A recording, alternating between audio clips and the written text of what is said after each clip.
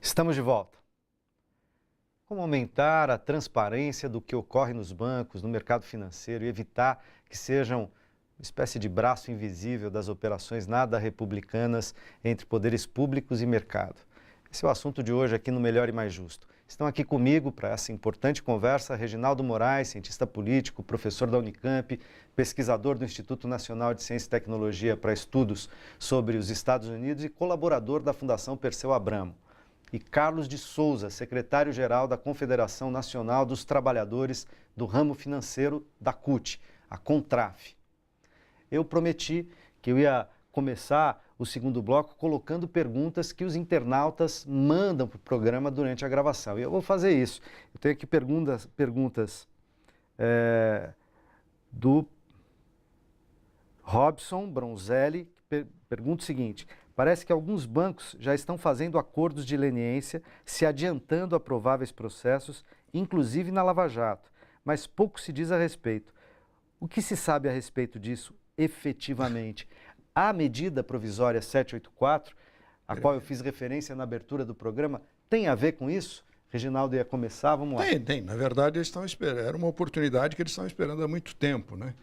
Você sempre tem a impressão de que, se você tem um processo qualquer na justiça, eu, qualquer um de nós aí que somos os peixinhos da vida, você fica preocupado com esse processo, quer resolvê-lo o mais rápido possível. O banco não tem essa preocupação. Ele paga lá, vale a pena, né, pagar lá um grupo de advogados muito bons, né, e vai arrastando isso por 10, 20, 30 anos a perder de vista. Por que isso? Ou um dia não paga mais porque se esqueceu ou alguma coisa assim, ou porque vai ter um momento em que eles vão conseguir botar lá em algum lugar alguém que vai perdoar essa dívida. Esta é uma boa oportunidade. Neste momento, eles têm que arrancar realmente tudo o que eles podem, né? A metáfora que eu estava fazendo, a piada que eu estava fazendo agora há pouco com relação a essa, por que esses bancos não aparecem na história, é uma metáfora, uma piada que se conta sobre o Al Capone, né? Quando o Al Capone foi preso, por que você assalta bancos? Aí ele falou, porque lá é que está o dinheiro, né? Por que você não vai aos bancos? Você perguntaria aos investigadores. Eles dariam a mesma resposta do Al Capone. É porque lá que está o dinheiro. Não é? O banco está pagando a dança. E quem está pagando a orquestra? E quem paga a orquestra escolhe a dança, a música e assim por diante. Por isso os bancos aparecem muito menos nessa circunstância. Esses bancos, na verdade, a gente chama de bancos nacionais. Não é bem assim. O sistema financeiro hoje já não é uma coisa que tem esse tipo de desenho, que é nacional, que não é nacional. Todos esses bancos operam muito fora e são operados dentro. Ou seja, eles têm vínculos com o mundo de fora que são muito, muito, muito fortes. Não é? Por que os bancos grandes brasileiros têm N, não é, subsidiárias em chamados paraísos fiscais, essas variadas ilhas do mundo? Ilhas, mas também outras que não são ilhas, Andorra, Davos, na Suíça, e assim por diante, o Liechtenstein, Luxemburgo, Mônaco, países que são inventados para isto. Países que são inventados para esconder dinheiro, para fazer operações dessa natureza. Esses bancos, na verdade, já operam muito mais com base naquilo que eles fazem fora, inclusive para fazer essas movimentações, do que o que fazem dentro. Eles Agora, extraem. Reginaldo, quando você fala isso, você sugere uma coisa, ou eu estou entendendo assim pelo menos, assim, e o nosso judiciário?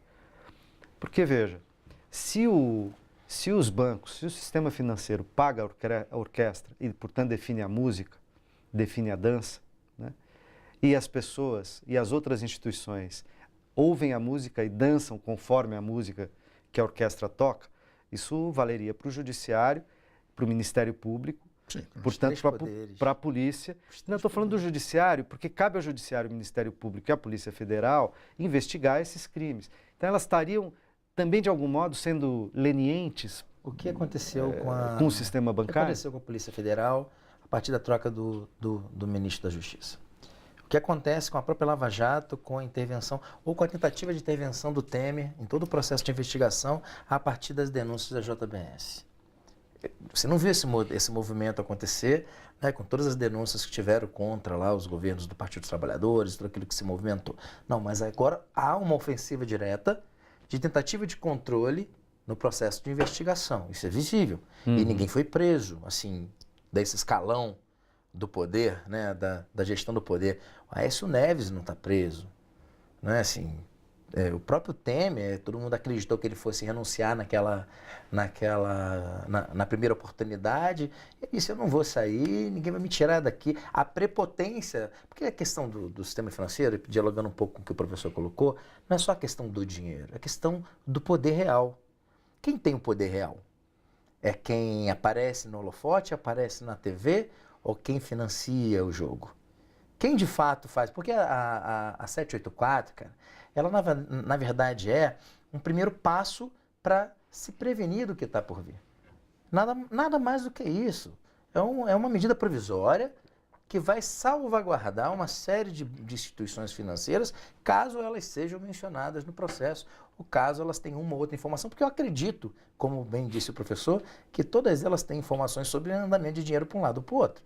Porque isso não acontece só em mala. Só quem bota dinheiro em mala e guarda em mala é o ex-presidente do Banco do Brasil, guardava no colchão, né? O Bendini. Vocês lembram dessa história? É outro absurdo. Mas, assim, é uma excrescência a medida provisória. Só mostra que todo esse conjunto, não só do Executivo, mas em particular do Legislativo, está financiado por essas grandes corporações. Essas eleições foram financiadas e os números mostram isso e ninguém tem vergonha de mostrar. Os bancos financiam, né, no mesmo valor, às vezes valores diferenciados, tantos candidatos, tantos deputados, tantos senadores, isso é público, à toa. Ora, de bom grado, que a gente pega aqui milhões de reais, vamos colocar na conta do seu presidente da República para ele repassar para os seus candidatos a Senado, para os seus candidatos, à toa? Ou isso não tem um objetivo? O objetivo ele não é cobrado financeiramente assim de forma descarada. Ele é cobrado nos bastidores, que é onde os bancos atuam, nos bastidores da política, nas negociações, na construção de uma medida provisória como essa, na aprovação de uma reforma trabalhista, aonde os bancos são um dos grupos que mais vão lucrar. Carlos, você me dá a oportunidade de colocar a pergunta do Rogério Matucci na roda, que diz o seguinte: no filme O Capital, de Costa Gavras, um dos aspectos impressionantes é a atuação absolutamente criminosa daqueles que regem os bancos. Seria possível uma análise mais aprofundada da atuação dos donos dos bancos e de seus interesses, sobretudo na destruição dos BRICS atualmente? Na verdade, a questão dos BRICS, o sistema financeiro internacional, o professor talvez seja mais empoderado do que eu para falar, eles não perdoaram toda essa movimentação da construção desse banco internacional, em particular de contraposição ao Fundo Monetário Internacional. Eu acho que o Lula foi extremamente audacioso, eu acho bacana, acho que é isso mesmo, nós temos que propor saídas estratégicas pelos campos e pelos grupos que precisam dessas saídas, mas o sistema financeiro é realmente uma grande máfia no processo do capital. Né, financia, e não é agora, né? O processo de financiamento, está enraizado na estrutura do poder. Então, assim, se você pegar hoje, qual o papel do dono, né, do Itaú, do dono do Bradesco na política nacional? Né? Quando os caras batem na porta do Sérgio Cabral e pegam aquelas fotos deles, né, viajando para a França, pegando jantares, e quando fazem a mesma coisa com uma série de outras figuras, tu imagina o meio político dos donos desses bancos.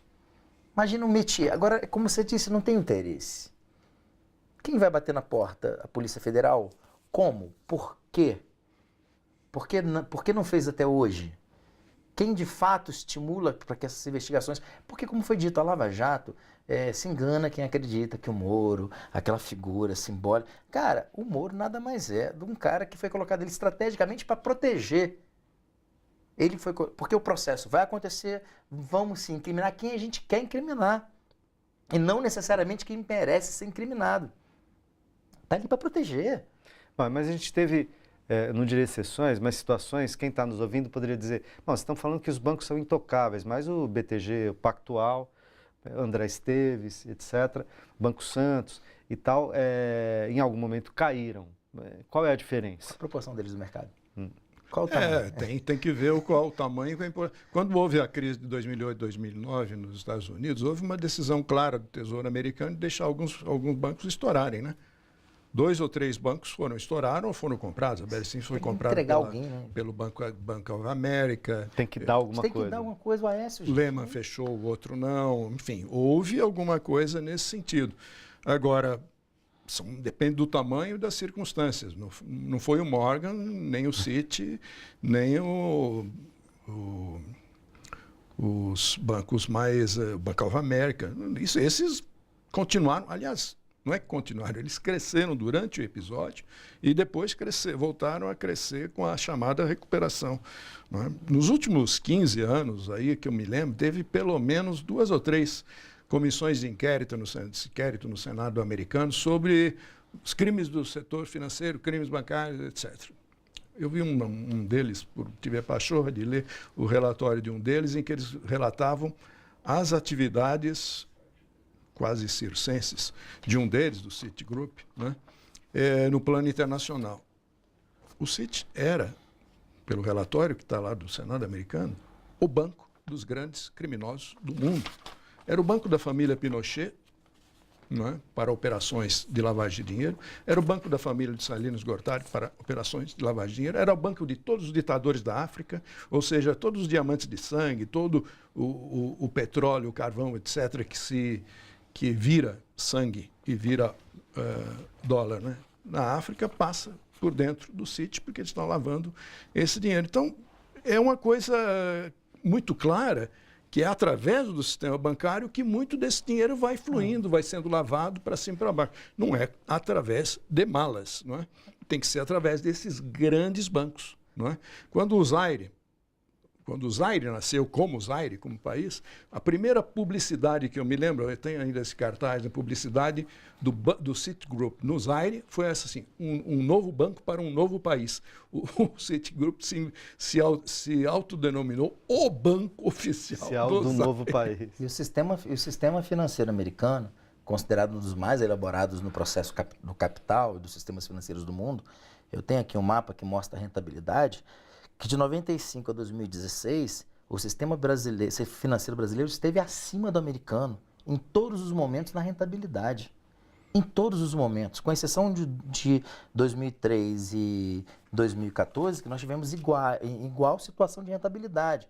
E olha que loucura que é o tamanho Taxas que é mais aquela altas. economia, e o que é o spread brasileiro, que é o maior spread do mundo, e hoje eles estão focados muito no spread, muito nessas outras fontes de arrecadação do sistema financeiro e redução de quadro também, que é uma outra coisa que ajuda. O Regis Anomi aqui coloca uma questão que parece bem importante do ponto de vista estrutural para pensar o papel dos bancos, coloca como pergunta para vocês. Um Estado socialmente avançado deveria ir além de concorrer com os bancos comerciais, mas rever a lógica de financiamento e alavancagem? Como estamos, o sistema financeiro parasita o desenvolvimento? Claro. Na verdade, o sistema financeiro tem muita importância em poucos processos de desenvolvimento nacional, pouquíssimos. A importância do sistema financeiro, por exemplo, no desenvolvimento da Alemanha, do Japão, não é relevante. Não é importante. Não é importante, de modo algum. De modo algum. E no caso americano, quando os bancos tiveram mais importância, foi quando mais se produziu bobagem. Anos 20, aquela feria, aquela euforia financeira dos anos 20, que deu... Em 29. Em 29. Depois, nos anos 80, com a primeira grande crise da globalização, em 87. A primeira grande crise financeira da era da globalização. E agora, em 2008, quando novamente você tem Subprime, essa...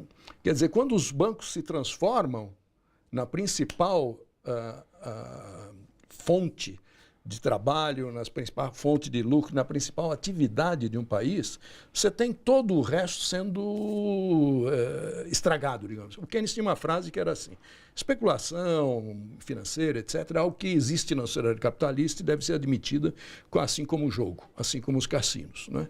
Só que, enquanto ela é uma gota de água no oceano, ou uma bolhazinha de água no oceano, ela não afeta o resto.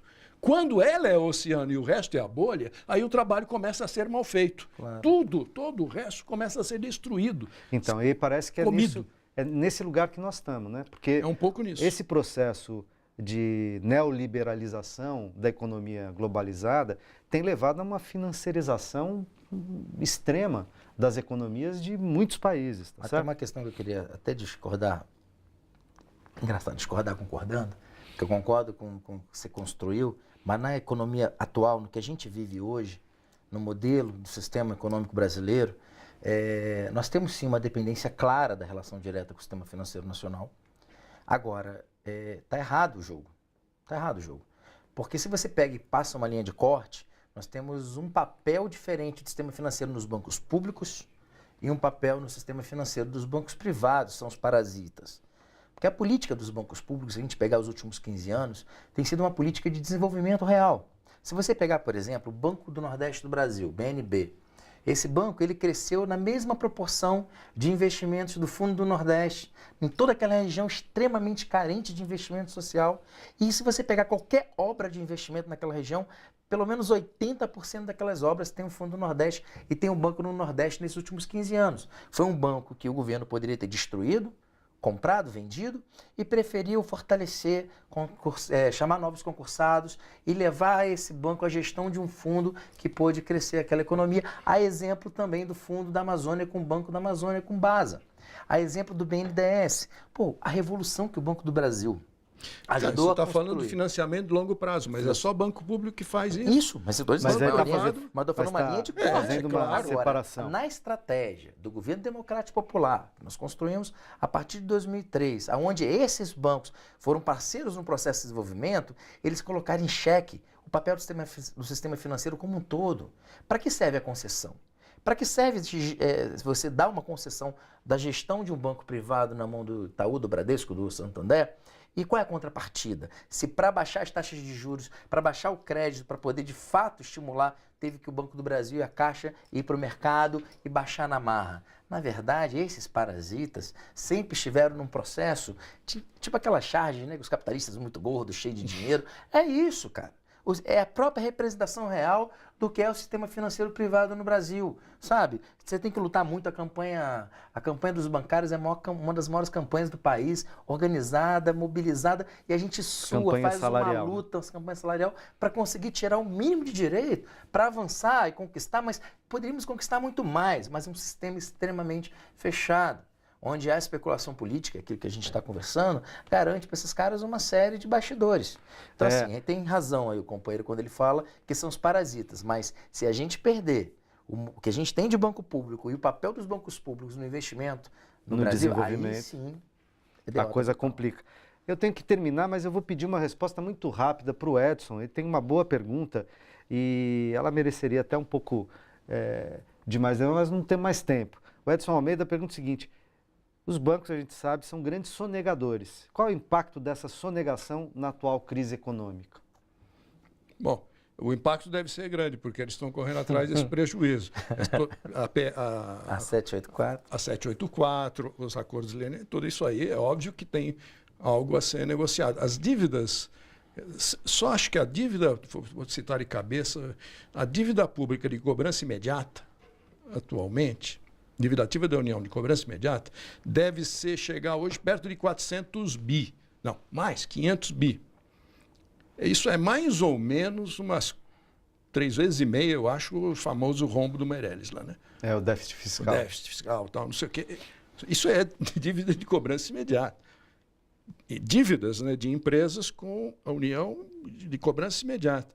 Uma parte delas, grande, não pequena, é de bancos. Uma outra parte é de empresas de comunicação, uma outra parte de empresas de indústrias falidas e assim por diante. Mas os bancos têm um peso enorme, enorme nisso. Como eu disse, eles não têm pressa em resolver essa questão judicial.